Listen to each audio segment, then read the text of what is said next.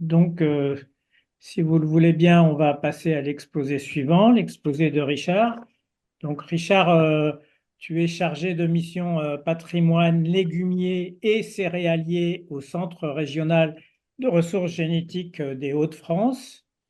Et tu vas nous parler de la manière de retrouver, maintenir et diffuser des variétés anciennes, ce qui est ton travail, je dirais, au quotidien au Centre de ressources génétiques. Merci, Richard, pour ta présentation. Bonjour tout le monde. Donc, je vais vous parler de retrouver, maintenir et diffuser les variétés anciennes, et notamment les variétés régionales des Hauts-de-France, parce que je travaille dans une structure qui est liée à la région Hauts-de-France. Alors, je vais commencer par préciser des termes, parce que ça me paraît important.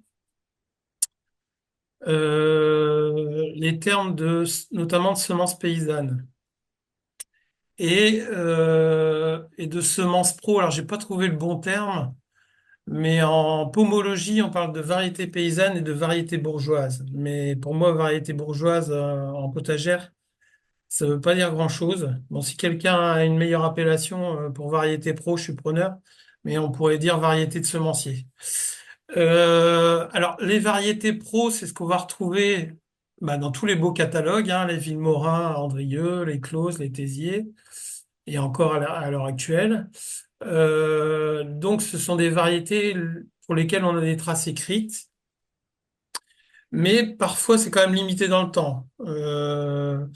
Et ça donne aussi une indication intéressante sur la longévité des variétés et leur importance.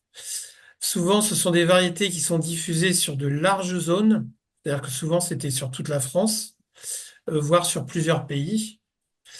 Euh, même pour des variétés anciennes, hein, je pense aux haricots noiratifs de Belgique. Si vous regardez bien dans les catalogues avant 1950, vous allez le retrouver sur toute la France, du nord au sud de la France. Et ces variétés pro, normalement, elles évoluent en théorie peu dans le temps. C'est lié également au système d'inscription. Pascal vous a expliqué avec la DHS.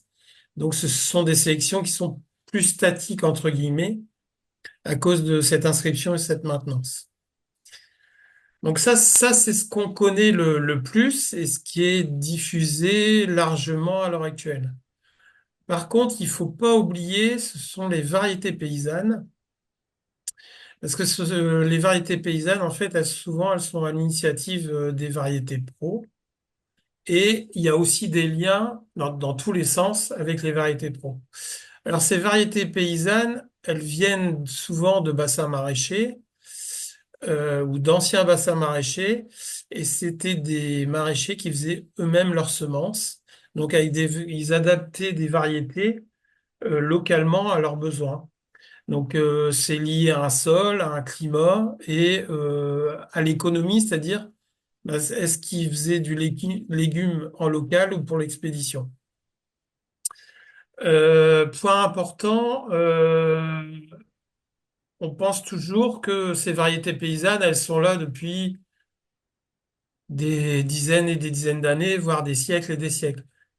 C'est rarement le cas, hein, parce qu'à l'origine d'une variété paysanne, souvent, euh, on est allé puiser dans une ressource qui existait par ailleurs. Et cette ressource, parfois, elle peut venir de loin, c'est-à-dire d'un pays à côté. Ce qui est intéressant aussi de noter, c'est que plusieurs bassins de production cultivaient parfois la même variété. Si on prend le cas du navet de Péronne et le navet de Montesson, quand on les regarde, on les met côte à côte, c'est exactement la même chose. Et dans la bibliographie, c'est exactement la même chose. Donc, c'est pour ça qu'on retrouve beaucoup de synonymes dans la bibliographie et notamment dans les plantes potagères de Vilmorin et Andrieux. Caractéristiques des variétés paysannes, souvent, il n'y a pas beaucoup de traces écrites. Et souvent, les traces écrites qu'on retrouve dans les monographies agricoles, c'est variétés de pays. Donc, il n'y a même pas de nom associé. Parfois, on a quand même un nom, mais souvent, on n'a pas de nom. Et là, pour retrouver des traces de ces variétés, souvent, on est obligé de passer par des témoignages oraux. Et dernier point important, les sélections paysannes sont souvent dynamiques. C'est-à-dire que le paysan, il sélectionne sa variété et au cours du temps, elle va évoluer. Elle va évoluer parce que ses besoins à lui évoluent. Le climat évolue. Parfois, le maraîcher, il a des terres différentes, avec des textures différentes, et il va faire plusieurs sélections. Et tout ça, ça va apporter beaucoup, beaucoup de richesse. Donc voilà.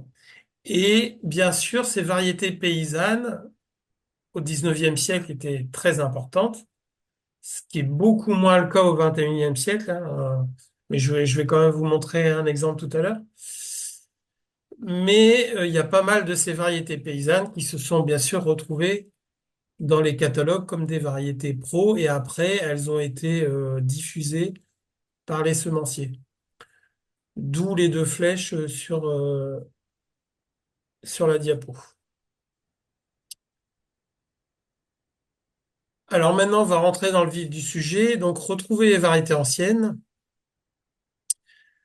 D'abord, ça démarre par de grosses recherches bibliographiques. Donc là, on peut remercier la SNHF puisque à l'heure actuelle, on dispose quand même de beaucoup de ressources qui viennent de la SNHF, et notamment, je pense au bulletin des sociétés d'horticulture, qui sont de plus en plus numérisés. Donc, on en retrouve à SNHF, on en retrouve sur Gallica. Voilà. Donc ça, c'est une source importante. Les ouvrages d'horticulture. Donc là, je vous ai mis bien sûr les plantes potagères de Villemorin et Andrieux, donc les quatre éditions. Donc ça, c'est très intéressant hein, parce qu'on retrouve des illustrations, des descriptions. Je vous cite également un autre semencier qui est Denef, qui est un semencier dans les Ardennes, qui a fait un bouquin sur les pois, un bouquin sur les haricots, également sur les laitues, et qui a édité également des catalogues, donc qui est une très belle source également. Je pense également à Truffaut. Donc là, c'est pas uniquement les catalogues Truffaut, mais Truffaut a édité une revue qui s'appelle Jardinage. Et Jardinage est très intéressant parce que c'est la première fois où on retrouve des photos. Et des photos aussi intéressantes parce qu'il s'amusait, par exemple, je pense au navet, il s'amusait à prendre toutes les variétés de navets. Il prenait un exemplaire de chaque variété et avec ça, il faisait une photo pour les comparer. Et donc, c'est là qu'on a retrouvé la trace, par exemple, du fameux navet de Viarme qui me tient à cœur et qui tient à cœur également à Gilles, dont on recherche la trace. Donc bien sûr, au niveau des ouvrages d'horticulture, c'est très large, hein. Il y a Charles Balté avec l'horticulture dans les cinq parties du monde. Il y a plein de choses et que vous allez trouver facilement sur Internet. Les catalogues des semenciers, donc ça c'est une source importante. C'est surtout une source pour trouver le nom des variétés. Par contre, on a quand même peu de descriptions. Donc ça, c'est un problème qu'on a en potagère, contrairement à la vigne ou aux fruits de table, où on a des très belles descriptions très précises. En potagère, il est rare de trouver des très belles descriptions. Euh, et on trouve un peu d'illustrations, mais vraiment les descriptions, c'est le parent pauvre. Je pense au poireau, le poireau gros court de Rouen. On sait qu'il est gros et qu'il est court, point barre. Les céleris à couper, c'est pareil. On n'a quasiment pas de description du feuillage, par exemple. Tous les journaux agricoles et horticoles, donc là, il y en a pas mal. Et pareil, de plus en plus disponibles sur Internet. Donc ça, c'est plutôt de la bibliographie qui est assez généraliste, on va dire. Et moi, ce qui m'intéresse également, c'est des choses qui sont plus en lien avec ma région, on va dire, mais c'est pareil pour toutes les régions. Et il y a des documents qui sont vraiment extraordinaires, ce qu'on appelle les monographies agricoles départementales. Donc c'est soit intitulé monographie agricole du département ou soit statistique agricole du département.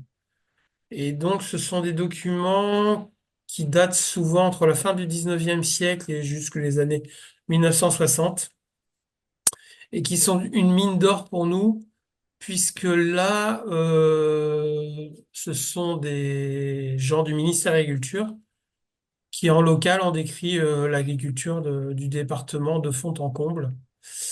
euh, sur les races animales, les variétés de fruits et les variétés maraîchères. Et là, on retrouve même des descriptions de variétés paysannes, ce qu'on retrouve pas ou peu dans les autres ouvrages. Donc, si vous êtes curieux, il y en a quand même pas mal qui sont disponibles sur Gallica. Il y en a une très belle sur le Pas-de-Calais, voilà, qui est pour moi une référence. Et j'en ai découvert une il n'y a pas longtemps sur il me semble, le département du Var, et pareil, elle est remarquable. Si on veut aller encore plus loin dans le détail, il y a des monographies communales qui ont été éditées à la fin du 19e siècle, au début du 20e, où là, c'est un peu différent. On a demandé aux instituteurs de réaliser une monographie de leur commune, euh, en décrivant l'histoire, la géographie et l'aspect économique de leur commune. Et l'aspect économique des petites communes rurales, 90% des cas, c'était l'agriculture. Et parfois, dans ces monographies, on décrit des variétés. Donc ça, à titre d'exemple, par exemple, il y a la moitié des monographies communales du département de l'Aisne qui sont disponibles sur le site des archives de l'Aisne. On a des thèses d'instituts agricoles, par exemple l'Institut agricole de Beauvais, qui a fait une très belle thèse sur l'ortillonnage de Saint-Omer. Donc pareil, ça c'est une petite mine d'or. Et il y a des travaux de géographes. Donc nous, on a la chance dans le Nord d'avoir un géographe qui s'appelle Monsieur Jean Vaudois et qui a fait un super travail sur les anciens bassins maraîchers, donc notamment Dunkerque et Saint-Omer. Et donc, bien sûr, ma liste est loin d'être exhaustive. Tout document est intéressant, même des factures de semenciers, ça peut être intéressant. Donc voilà. Donc ça, c'est pour l'aspect bibliographique. Donc nous, ce travail-là, il a commencé il y a 40 ans. Parce que ce que j'ai oublié de dire, c'est qu'on est né il y a 40 ans et on fête nos 40 ans le 18 et 19 octobre à Villeneuve-d'Ascq. Et donc, s'il y a des gens qui sont intéressés, bah, ils m'envoient un mail et je leur enverrai le programme des festivités. Donc ça, c'est pour l'aspect bibliographie. Et ce qui est très important en complément, si on veut encore retrouver des variétés anciennes, ce qui est beaucoup plus compliqué qu'il y a 50 ans, faut le reconnaître, c'est d'aller enquêter sur le terrain. Donc, c'est de mener ce qu'on appelle, d'un point de vue scientifique, des enquêtes ethnobotaniques. Donc, le principe, c'est pas très compliqué, c'est-à-dire qu'on va cibler souvent des anciens bassins maraîchers ou des bassins maraîchers qui existent encore à l'heure actuelle, et on va aller interroger les maraîchers ou les anciens maraîchers, voir les gens qui tournent autour de ces maraîchers. Ça peut être les grossistes, ça peut être des fournisseurs de semences, etc. Donc ça, c'est un travail passionnant, mais qui est très chronophage. Et là, on va aller rechercher, bien sûr, des témoignages. Donc, on va leur demander bah, qu'est-ce qui était cultivé à 50 ans, il y a 60 ans, euh, pour connaître, en fait, les variétés, avoir des témoignages sur les variétés, sur les façons culturelles, sur les dates de semis, etc., etc. La recherche d'outils qui étaient liés également à ces pratiques culturelles et savoir-faire. Ça, c'est très important. Et aussi, on est à la recherche de tout type de documents. Ça peut être des photos anciennes, des anciens catalogues, voilà, tout. Et bien sûr, ce qu'on recherche en premier, c'est des semences. Malheureusement, à chaque témoignage, on n'a pas des semences. Mais ce qui est intéressant, parfois on a des bonnes surprises. Par exemple, une ancienne maraîchère dont le mari était décédé depuis quelques années, avait conservé des variétés d'une ancienne variété de chou-fleur dans son congélateur. Parce que souvent, les maraîchers conservaient des semences de chou-fleur dans leur congélateur. Donc ça, c'est un boulot passionnant que je réalise encore à l'heure actuelle au compte-gouttes, parce que ça demande beaucoup de temps. Mais j'espère pouvoir encore le faire durant plusieurs années. Donc ça, c'était l'aspect document et ethnobotanique. Donc une fois qu'on a fait ce travail-là, maintenant, si on n'a pas trouvé les ressources dans les anciens bassins maraîchers, sachez quand même qu'on peut retrouver ce qu'on appelle les ressources génétiques, mais qu'on va traduire pour le grand public par variété ancienne. On peut les retrouver à différents niveaux et vous, en tant que jardinier amateur, vous pouvez avoir accès à certaines ressources génétiques. En local, bah, je vous en ai parlé, hein, c'est mon travail que je fais auprès des maraîchers, des jardiniers. Au sein des familles, on a quand même beaucoup de gens qui reviennent vers nous en disant, ben, j'ai une laitue qui provient de mon arrière-grand-père, donc voilà, je pense que c'est intéressant, donc ils nous transmettent des semences. C'est pareil, on a beaucoup de haricots qui nous sont transmis. Et donc nous, on va regarder ça et on va voir si on l'a déjà dans notre collection ou pas du tout, et si on est capable de lui donner un nom. Donc ça, c'est un problème, c'est de pouvoir donner un nom à une variété. C'est pas toujours facile. Et c'est un peu le même problème que Pascal a euh, pour inscrire des variétés. Voilà. Donc, deuxième localisation, c'est nous en tant que CRG. On conserve des variétés anciennes, donc on conserve au froid dans des frigos et des congélateurs. Donc à l'heure actuelle, on a environ 350 variétés sur une vingtaine d'espèces liées aux Hauts-de-France. Donc toutes les espèces sauf les ratatouilles. Donc pas de tomates, pas d'aubergines et de poivrons. Également au niveau régional, il faut savoir qu'il y a eu quand même des échanges entre les paysans, hein. Faut pas croire que les variétés sont uniquement inféodées à un bassin maraîcher. Nous, on a plein d'exemples d'échanges, par exemple, de chou-fleur entre Dunkerque et Saint-Omer. Et à l'origine, il y avait même des échanges entre la Belgique et le nord de la France. Donc, l'avantage de ce niveau régional, c'est que nous, on a peu de variétés en collection, faut le reconnaître, mais ce sont des variétés souvent qu'on connaît l'origine et qui ont une histoire. Et souvent, on est capable de raconter l'histoire. Et dans la dernière partie, je vous raconterai quelques histoires. Sachez qu'il y a des collections nationales qui existent par espèce. Par exemple, en carottes, laitue, haricots, melons, tomates. Et elles sont disponibles pour les citoyens français.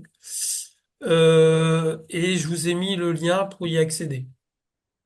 Et donc, vous avez des listes de variétés jugées patrimoniales. Et vous pouvez commander ces variétés et vous aurez un petit sachet de graines. Alors, très peu de graines. Et après, ça sera à votre charge de les multiplier euh, si ces graines vous plaisent, ces variétés vous plaisent. Donc ça, c'est une structuration nationale qui est très importante. Et nous, on abonde également dans ces collections nationales. Et après, il y a ce qui fait un peu rêver tout le monde, c'est les collections mondiales. Donc la plus connue, l'acronyme c'est VIR, c'est Vavilov en Russie, à Saint-Pétersbourg, qui a été une des premières collections. USDA, c'est pour les États-Unis. Le CIAT, c'est pour les espèces tropicales. Et on va retrouver notamment les haricots au CIAT. Et j'ai oublié de dire que c'était en Colombie. Voilà. Donc il y a plein de collections mondiales qui existent. Alors ces collections, elles sont très bien. Elles sont plutôt accessibles aux professionnels, aux semenciers et aux centres de ressources génétiques. C'est des collections qui sont très importantes. Parfois, c'est 100 000 accessions qui sont conservées. Par contre, il y a très peu de descriptions qui sont liées à ces collections. Souvent, c'est un nom, un numéro. Et il y a très peu d'informations qui sont liées. Voilà. Mais elles ont le mérite d'exister et parfois, ça nous permet de retrouver quand même des variétés qu'on avait perdu sur le sol français. Faut quand même le signaler. Ça arrivait plusieurs fois, notamment sur les espèces comme le haricot. Deuxième point, donc là, c'était retrouvé. Maintenant, une fois qu'on a retrouvé ces variétés, il faut les maintenir. Donc nous, en tant que Centre régional de ressources génétiques des Hauts-de-France, on fait de la maintenance avec une structure qui s'appelle le pôle légumes région Nord et une autre structure qui s'appelle le Conservatoire botanique de Bailleul. Le conservatoire botanique, en fait, ça sert de lieu de stockage au froid de mes graines. Donc là, c'est du froid, c'est du frigo et du congélateur. Et au niveau du pôle légumes, on va faire deux choses. On va conserver des variétés à multiplication végétative parce qu'on ne l'a pas évoqué depuis le début du webinaire. Mais il y a des espèces qui ne se conservent pas par graines. Donc c'est le cas de l'ail et de l'échalote, où là, la contrainte, c'est que tous les ans, on est obligé de planter de l'ail et de l'échalote, sinon on perd les variétés. Donc ça, on fait ça au pôle légumes. Et deuxième chose, au pôle légumes, on multiplie des semences. Donc vous voyez sur la photo bah, les petits tunnels. On a 10 petits tunnels en tout et on fait de la multiplication de semences dans ces tunnels. Pourquoi on fait cette multiplication en tunnel? C'est pour éviter d'avoir des contaminations, des pollutions polliniques extérieures. Donc ça, c'est la raison principale. Et la deuxième raison, c'est qu'on est dans un climat un petit peu humide dans les Hauts-de-France, mais malheureusement, avec le changement climatique, c'est de moins en moins vrai. Et c'est pour produire des semences de qualité, on a besoin quand même d'un climat un peu plus sec. Voilà. Et donc, nous, on fait deux choses. Donc, on conserve ce qu'on appelle des ressources génétiques, donc toute notre collection de 300 accessions, et on maintient des variétés qu'on a inscrites au catalogue. Donc, tout ce travail-là, on le fait dans les petits tunnels. Et donc, pour finir mon exposé, maintenant, je vais vous présenter un peu les quelques exemples de variétés qui sont rediffusées. Déjà, pourquoi on veut diffuser des variétés auprès des jardiniers amateurs ou même des jardiniers tout court, et même des professionnels? Nous, on est très attachés à ça parce que c'est le meilleur moyen de sauvegarder une variété. Plus vous la partagez, plus vous la sauvez. Ça permet de donner une seconde vie aux variétés parce que certaines variétés ne sont plus adaptées au monde professionnel. Par contre, elles retrouvent une certaine jeunesse avec le monde des jardiniers amateurs. Pour nous, c'est important aussi parce qu'on est financé par la région de France et c'est un retour sur investissement pour les habitants. Donc, on est très attaché à cette valorisation. Et en plus, il commence à y avoir des retombées économiques. Bah, vous voyez, là, il y a une petite gamme de variétés qui sont ici des Hauts-de-France qui sont rediffusées. Donc, grâce notamment à un diffuseur régional qui s'appelle les Graines Bokeh, mais pas que. Il y a aussi les graines sabot pour la chicorée d'anguille. Et de plus en plus, ces graines, elles sont multipliées dans les Hauts-de-France. Et donc, on a créé des filières de multiplication de semences. Alors, je vais vous montrer quelques exemples de variétés qu'on rediffuse. Alors, la très belle histoire de l'oignon rouge d'Aville. Donc, l'oignon rouge d'Aville, vous l'avez sous vos yeux. L'image date de juin 2011. Donc, c'est un oignon rouge, plat, et qui est demi-foncé, avec un collet fin. Et le monsieur que vous voyez sur la photo, ah ben, c'est grâce à lui qu'on a retrouvé l'oignon rouge d'Aville. C'est monsieur d'Auvergne. Il avait 89 ans à l'époque, il est décédé depuis. L'histoire est assez fabuleuse. C'est l'exception qui confirme la règle. L'oignon rouge d'Aville, avant 2011, c'était un oignon qui existait dans les bouquins d'horticulture, notamment les plantes potagères 1925. Mais on n'avait plus de traces de culture. Donc on pensait qu'il avait disparu. Et j'ai rencontré un journaliste qui était pas loin d'Aville Et il est parti à sa recherche et il a réussi à croiser la route de Monsieur d'Auvergne. Et en juin 2011, je suis allé chez Monsieur d'Auvergne et il m'a donné des semences de cet oignon rouge d'Aville. Et donc on s'est vite aperçu euh, que cet oignon rouge d'Aville correspondait bien à la description de Villemora. Donc là, pour une fois, on avait une belle description très précise, ce qui est rare. Et tout de suite, on a vu que c'était bon. On a revérifié ça l'année suivante en comparaison avec d'autres variétés. On a inscrit la variété en liste C et elle a été rediffusée avec les graines bokeh à partir de 2016. Donc la moralité de l'histoire, c'est qu'en 2011, a priori, il n'y a plus que ce monsieur qui détenait cet oignon rouge à ville. Et à l'heure actuelle, en 2021, il y a des centaines de jardiniers qui cultivent cet oignon. Et donc, il n'est plus menacé. Donc ça, c'est important. Là, on estime qu'on a bien fait notre travail. Et pour la petite anecdote, en interrogeant le monsieur, c'est lui qui m'a dit, moi je disais oignon rouge d'Aville, il m'a dit non, non, oignon rouge demi-foncé. Et quand on regarde bien, quand on compare avec d'autres oignons, il a raison, il est bien demi-foncé. Donc c'est tout l'intérêt d'avoir un témoignage en direct, de ne pas avoir que des témoignages écrits. Et il nous a dit également que ça servait à faire du boudin, donc le fameux boudin à l'oignon rouge d'Aville. Voilà. Donc c'est intéressant aussi, c'est d'avoir des traces d'utilisation culinaire. Voilà. On sauve- on sauvegarde des variétés, mais on sauvegarde aussi du patrimoine culinaire. Euh, Deuxième exemple, la laitue lilloise. Donc la laitue lilloise, elle était moins menacée parce on avait encore quelques accessions conservées chez nous au CRG. Par contre, c'était une variété qui a été sélectionnée par les maraîchers lillois à partir d'une variété ancienne d'avant 1914 qui s'appelait la laitue sans rival. Et eux, ils ont amélioré cette laitue et elle est devenue la laitue lilloise. Donc c'est une laitue qui a connu son apogée dans les années 50, 60, 70 et qui après a périclité parce qu'elle correspondait plus aux standards pour les maraîchers professionnels. Donc nous, on a souhaité la rediffuser pour les jardiniers amateurs parce qu'on l'a trouvée très intéressante. C'est une belle laitue paumée et surtout elle a des feuilles fines. Et donc les feuilles fines, c'est intéressant au niveau du goût. Donc ça apporte beaucoup de tendreté. Par contre, pour les maraîchers professionnels, l'inconvénient, c'est que c'est une laitue qui se fane assez vite. Voilà. Donc ça illustre le fait qu'une variété peut être adaptée à un marché professionnel à un moment donné et après devenir une variété pour les jardiniers amateurs.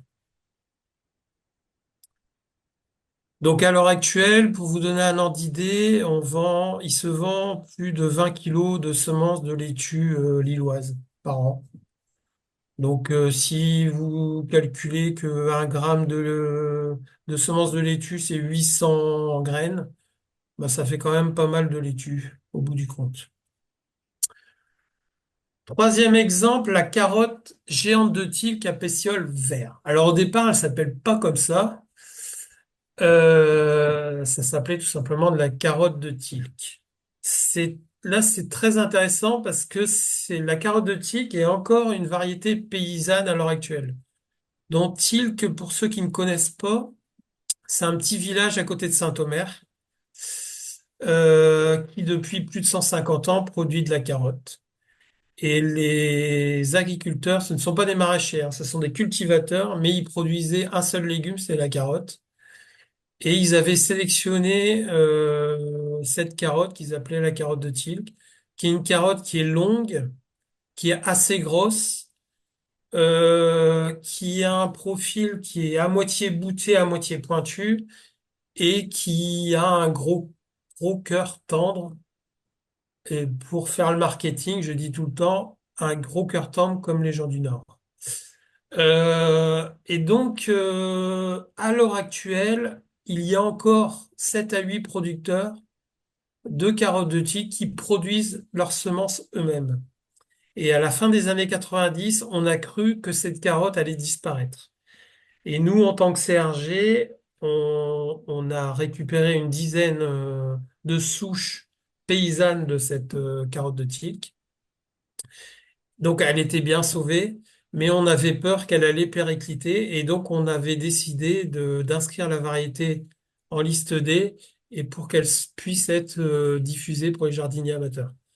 Donc c'est un cas particulier parce que c'est une variété qui existe encore en tant que semence paysanne et qui est également diffusée pour les jardiniers amateurs. Alors la subtilité de son nom d'inscription carotte géante de Tilk à pétiole vert vient du fait d'une petite difficulté qu'on a eue à l'inscription.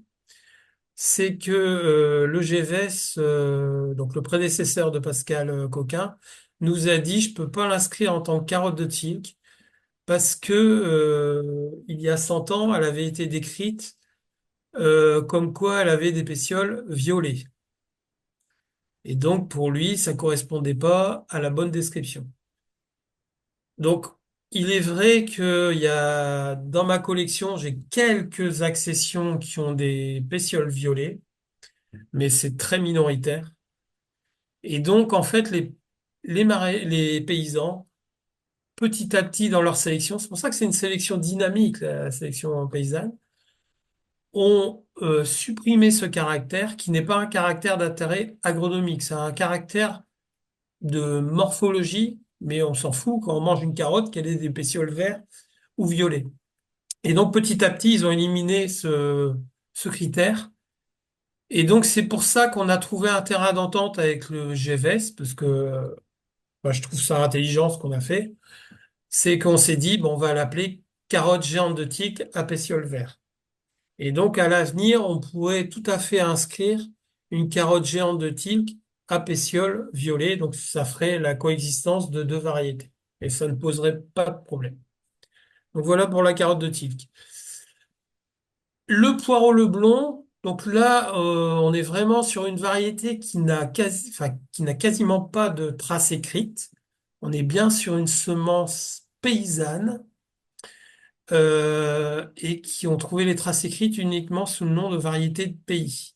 Donc là, on a dû passer par la case ethnobotanique pour trouver pour interviewer des anciens maraîchers par voie très anciens, hein. Le plus ancien que j'ai interrogé, il avait 92 ans. Et donc, il nous a bien confirmé le nom du poireau leblon. Vous allez me dire, bah, pourquoi on appelle ça poireau leblon? Tout simplement, on est dans les années 20 et enfin plutôt aux années 30, 1930, et Monsieur Élie Leblon, qui est un maraîcher, euh, en a marre de perdre des poireaux à cause des hivers rigoureux et de l'excès d'humidité dans le marais de Saint-Omer, parce que j'ai oublié de dire qu'on est dans le marais de Saint-Omer. Et il est allé se ressourcer aux Pays-Bas, mais on ne sait pas avec quelle variété. Il est revenu avec une variété des Pays-Bas. Il a commencé à cultiver cette variété. Il s'est aperçu qu'elle était intéressante, notamment vis-à-vis de sa résistance au froid et à l'humidité. Et petit à petit, en fait, tous les maraîchers autour ont adopté cette variété. Et en hommage à Élie Leblond, ils l'ont appelé Poireau Leblond. Donc, ce qui est intéressant dans cet exemple-là, vous voyez que les variétés, elles bougent, hein. Et elles bougent encore à l'heure actuelle. Et il y a de fortes chances que cette variété qui existe encore à Saint-Omer sous le nom de Leblon n'existe plus aux Pays-Bas. Donc le fait d'avoir bougé permet à une variété de survivre parfois. Donc on a beaucoup aussi d'exemples de variétés qui survivent enfin, avec les guerres, tout ça. Il y a des gens qui se baladent aussi avec des graines dans leur poche. Donc je reviens sur mon poireau, et donc ce poireau Leblon, il a toujours persisté dans le Marais de Saint-Omer. Donc nous, on a voulu inscrire la variété parce qu'on la trouve intéressante. C'est une variété qui est rustique, qui résiste bien à l'hiver. Et contrairement aux autres variétés anciennes qui résistent bien à l'hiver, elle n'a pas d'anthocyane, c'est-à-dire qu'elle n'a pas de reflet violet. Et donc, et et elle est réputée pour sa tendreté. Donc là, il y a une notion également de goût intéressant. Et donc, on a inscrit la variété comme variété de conservation en liste C. Et pour finir, dernier exemple qui a déjà été cité par Pascal. Donc, je garde le meilleur pour la fin, c'est la fameuse chicorée tête d'anguille. Donc là, on peut qualifier cette chicorée tête d'anguille comme un légume oublié. Donc le monsieur que vous voyez là sur la photo, c'est monsieur Sabot, qui est grainetier à Bourbourg, donc c'est près de Dunkerque. Donc lui, c'est un grainetier à l'ancienne, hein, c'est-à-dire que lui, il fait ses sachets lui-même. Il achète en gros, il fait ses sachets lui-même. Et c'est lui qui a sauvé ce patrimoine légumier de Dunkerquois, qui s'appelle la chicorée tête d'anguille.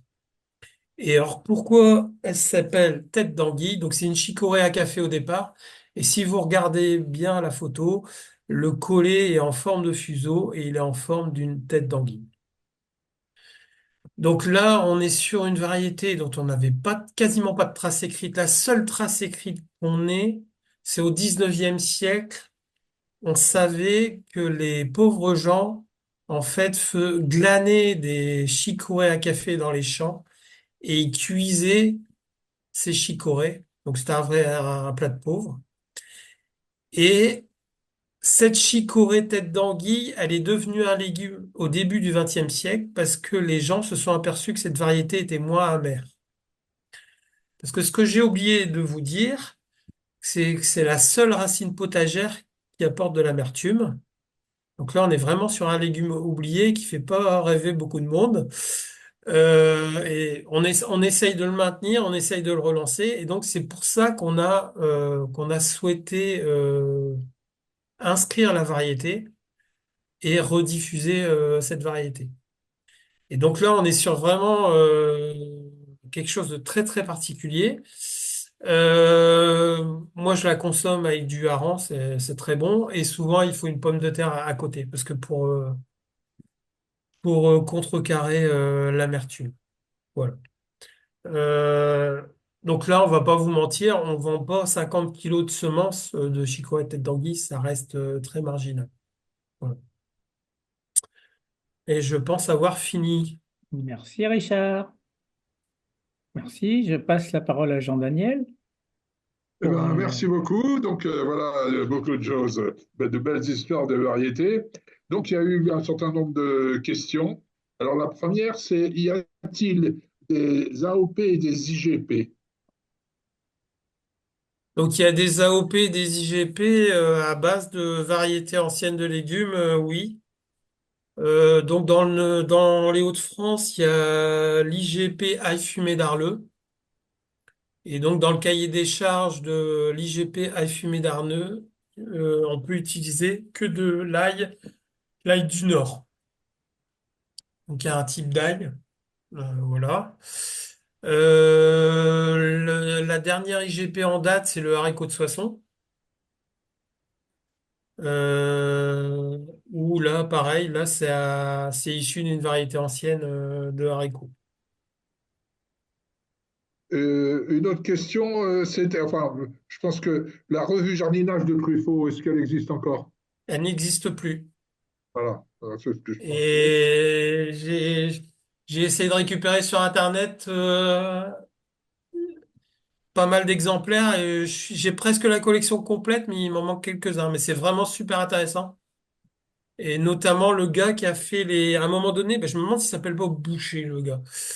Et à un moment donné, il a fait des monographies sur les légumes. Ce sont des petits bijoux que je conserve précieusement.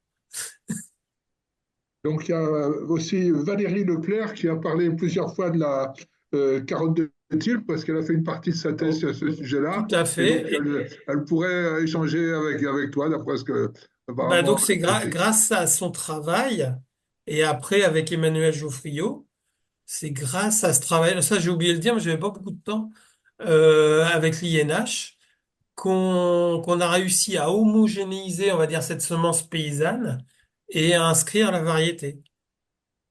Ouais, ouais. Et pour vous donner un exemple, donc là c'est la star de nos variétés, c'est la carotte de Tilk.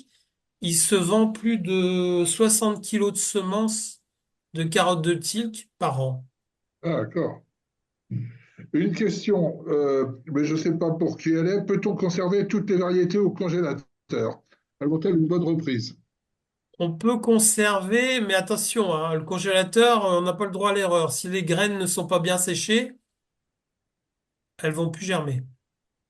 Il faut qu'on sèche bien les graines, mais à ma connaissance, je pense. Enfin, pour les graines potagères, hein.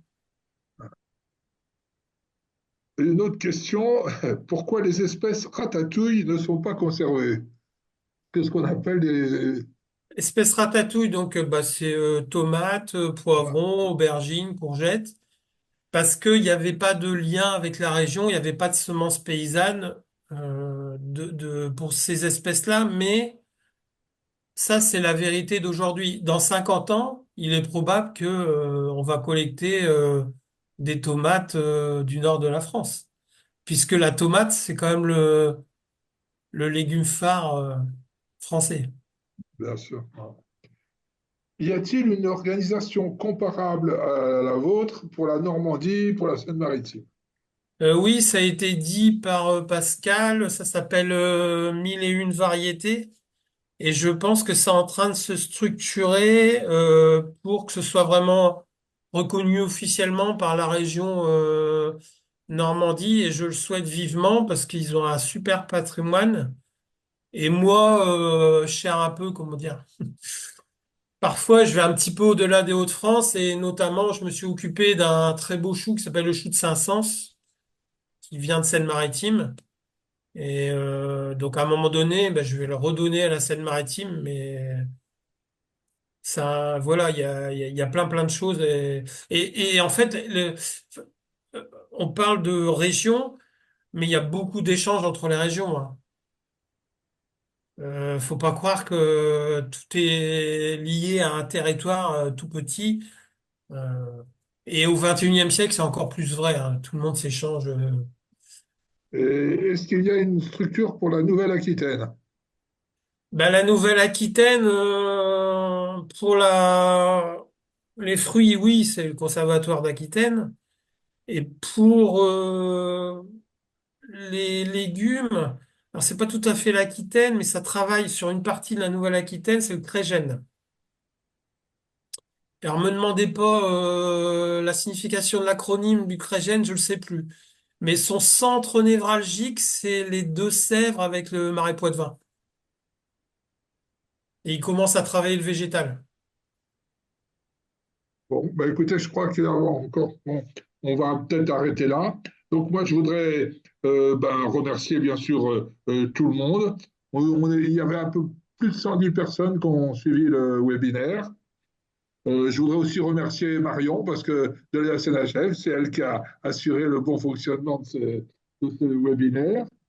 Et puis, ben, je vous souhaite une très bonne fin de journée et je vous incite pour aller aussi sur le site de la SNHF pour trouver toutes sortes d'informations sur le jardinage, l'horticulture, sous toutes ses formes. Le webinaire donc sera mis en ligne aussi prochainement à partir du site de la SNHF. S'il n'y a plus de questions, ben donc, je vous souhaite une bonne soirée au point qu'on peut dans ce séminaire.